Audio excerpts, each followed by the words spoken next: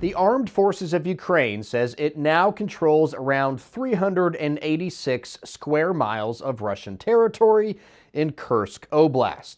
It's an area about the size of Indianapolis. It includes nearly 30 different towns or settlements and is home to at least a few 100,000 Russians who are now fleeing the area.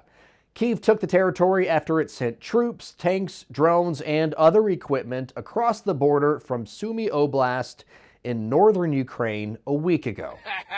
Russia did not expect this. Pavel Luzin is a non-resident senior fellow at the Center for European Policy Analysis. He's an expert on all things Russia. He says Moscow is being forced to redistribute its military forces from other parts of the front line and its reserves and send them to Kursk to stop the Ukrainian advance. A week to the day after Ukraine's initial incursion, Russian troops launched a coordinated strike using artillery and missiles on Ukrainian forces in Kursk. The fight to control the territory continues, though. That means that the Russian authoritarian regime is not so strong. And the war, the ongoing war, probably the only thing which still consolidates this regime.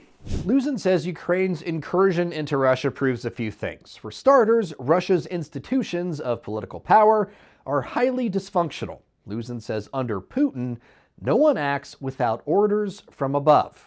They are afraid. And this is a result of quarter century of the new Russian authoritarianism. Because this situation, the current situation, is very different from, from the Soviet times. And if you remember, the Soviet military, mayors, colonels, generals, in their places, in their positions, I don't know, whether or not it is Afghanistan, Angola, Vietnam, many other places in this world where the Soviet military were active, even if they denied this activity, doesn't matter. These people must act by themselves. They must be smart enough, clever enough, and so on and so on.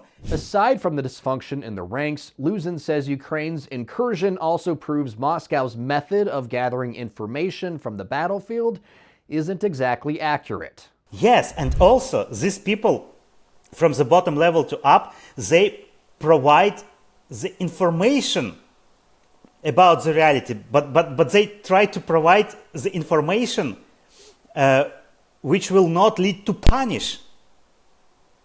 To punishment against them. And so they try to show these facts and to cover these facts, to hide these facts, this painting a rosier picture than what really exists. Yes, exactly. Finally, Luzin told me Ukraine's incursion also proves some of Russia's threats about using nuclear weapons are ringing hollow. They mentioned nuclear weapon hundreds of times during the last 10 years. Hundreds of times. Now they are silent. When reality comes, Russian doctrine does not work. And that means if Russia will continue to pose a threat to NATO, to the Baltic states, to the Baltic members of NATO and so on, that means NATO army can act against Russia on the Russian territory, and probably the most of people in Russia will not care about this at all, as well. Some NATO nations may send troops to Ukraine in a training capacity, but that's really it for now. Back to Ukraine's incursion. The motive for it is still unclear. Ukraine's foreign ministry says it doesn't plan to hold the territory its forces captured, but Kyiv didn't even tell Washington or its allies in Europe about the attack. There can be no sustainable peace with Russia. Undemocratic Russia will always be a threat to Western alliance, and we should expect either hot war or a Cold War. Elena Dolikanova is also a fellow at SIPA. I actually spoke to her before Ukraine's incursion into Kursk about the long-term security agreements Ukraine was signing with about 20 nations. At the time, she told me Ukraine views the agreements as a step in the right direction, but not as good as a NATO membership. We don't feel safe. We don't feel relieved. Even these bilateral agreements, in the title of the agreements, it doesn't say security guarantees. Nowhere it says security guarantees. It says these are agreements on cooperation in security and long-term support for Ukraine. So if Ukraine didn't feel safe, even with some signed security cooperation agreements in place, perhaps that's why it chose to attack into Kursk, so it could secure a few more bargaining chips ahead of possible peace talks. Vladimir Putin said that's why he thinks Ukraine made such a bold move. Will it be enough to turn the tide of the war, though? That remains to be seen.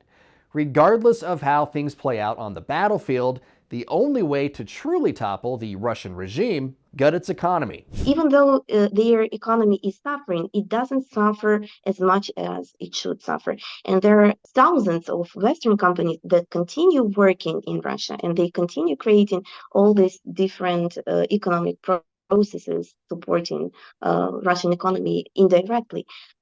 So I think that the answer to sustainable peace is Russia's economic decline.